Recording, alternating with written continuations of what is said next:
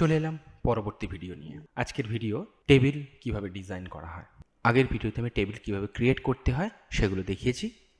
যদি কেউ আগের ভিডিওটি দেখে না থাকেন, উপরে আই বাটনে ক্লিক করে আগের ভিডিওটি দেখে নিতে পারেন। তো চলে যাচ্ছি ইনসার্ট মেনুতে, সেখান থেকে ক্রিয়েট করব একটা টেবিল।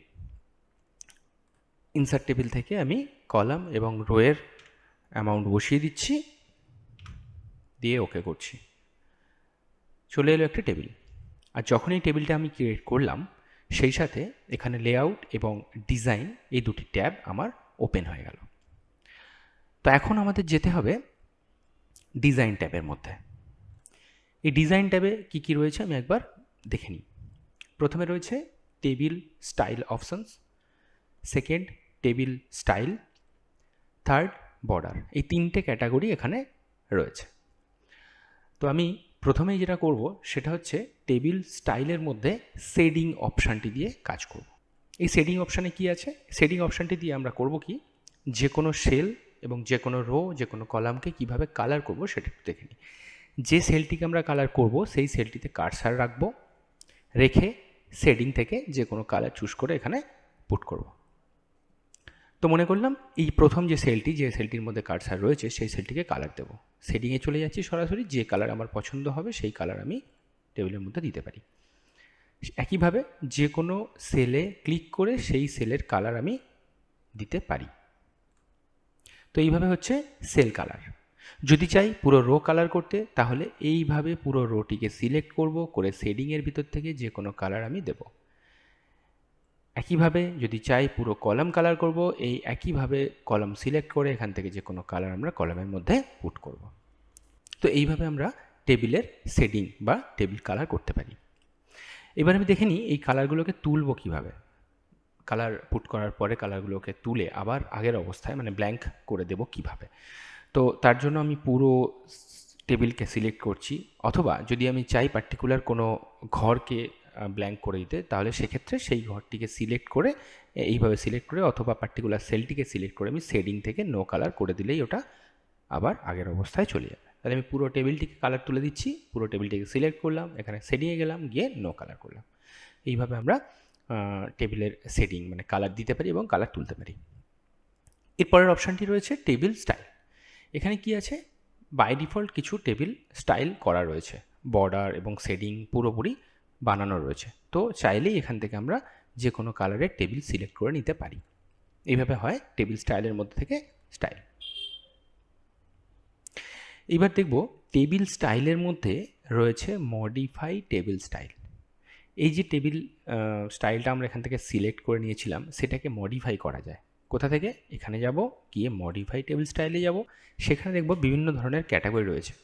এই পার্টিকুলার টেবিলের ভিতরে কি কি হবে সেই সমস্তগুলো এখান থেকে আমরা চেঞ্জ করতে পারি। যেমন ফন্ট চেঞ্জ করতে পারি, ফন্টের সাইজ চেঞ্জ করতে পারি, বোল্ড করতে পারি, ইটালিক করতে পারি, আন্ডারলাইন করতে পারি, লেখার কালার এখান থেকে বদলে দিতে পারি।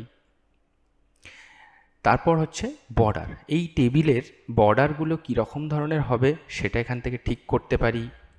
বর্ডারের থিকনেস কতটা হবে সেটাও এখান থেকে দিতে পারি। বর্ডারের কালার কী হবে সেটাও এখান থেকে দিতে পারি। টেবিলের ভিতরের শেডিং কী হবে সেটাও এখান থেকে আমরা করতে পারি। ঠিক আছে?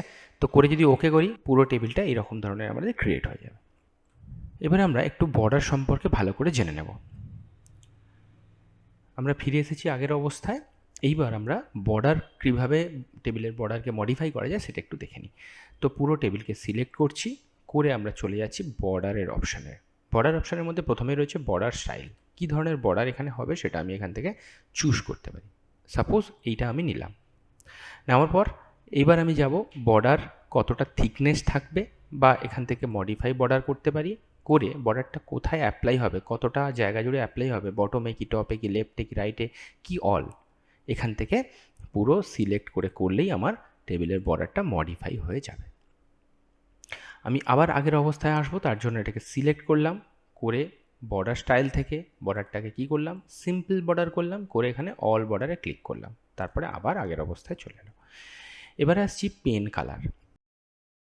এই পেন কালার থেকে যে কালার আমরা চুজ করব সেই কালার পার্টিকুলারলি এই পেনের মাধ্যমে মানে বর্ডার পেন্টারের মাধ্যমে এক একটি লাইনের উপর ক্লিক করে করে আমরা কালার চেঞ্জ করতে পারি। দেখতেই পাচ্ছেন এখান থেকে আমি একটু ডিপ কালার নিয়ে নিচ্ছি রেড। তো এই বর্ডার পেনটা দিয়ে যে কালারটা চুজ করেছি পেন কালারে, সেই কালারটি যে বর্ডারের ওপর ক্লিক করছি সেই বর্ডারটি শুধুমাত্র কালার হয়ে যাচ্ছে।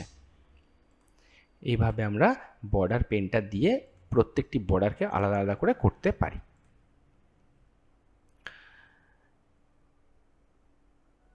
বর্ডার পেন্টারে আরেকবার ক্লিক করে বর্ডার পেন্টার থেকে আমরা বেরিয়ে আসছি। আসার পর অল সিলেক্ট করে এখানে বর্ডার স্টাইল থেকে এটাকে করে দেবো ব্ল্যাক এবং অল বর্ডার, তাহলে আবার আগের অবস্থায় চলে আসবো। এইবার একটা অপশানস থেকে গেল, সেটা হচ্ছে table style options. Table style অপশানসটা কি? টেবিল স্টাইল তার অপশান এগুলো। আমি মনে করি এখান থেকে কোনো একটা টেবিল স্টাইল ক্রিয়েট করেছি, সেই ক্রিয়েট করার সাথে সাথে আমাকে কতগুলো অপশানস এখানে টিক করা রয়েছে। এই অপশানসগুলো কি দেখলাম যে ফার্স্ট কলাম কালার হবে, ফার্স্ট কলাম কালার হয়েছে। তারপর রয়েছে কি header row. Header row means এই হেডার যে রো সেটা কালার হবে, এখানে বলা রয়েছে। তারপরে কি ব্যান্ডেড রো, এইগুলো এরকম থাকবে। তো এগুলোকে যদি আমি তুলে দিই তাহলে আমার কিন্তু কালারগুলো উঠে যাচ্ছে। এই যে সবকটা কালার তুলে দিলে একদম ব্ল্যাঙ্ক থেকে যাচ্ছে। তো এইভাবে এইগুলোকে টেবিল স্টাইল অপশান থেকেও আমরা চেঞ্জ করতে পারি। আশা করি বোঝাতে পারলাম। ভিডিওটি ভালো লেগে থাকলে অবশ্যই চ্যানেলটিকে সাবস্ক্রাইব করবেন, লাইক এবং শেয়ার করবেন, আর অবশ্যই পাশে থাকা বেল আইকনটি প্রেস করে রাখবেন পরবর্তী নোটিফিকেশন পাওয়ার জন্য। আজকের মতো ভিডিও এই পর্যন্তই, দেখা হচ্ছে পরের ভিডিওতে। নমস্কার।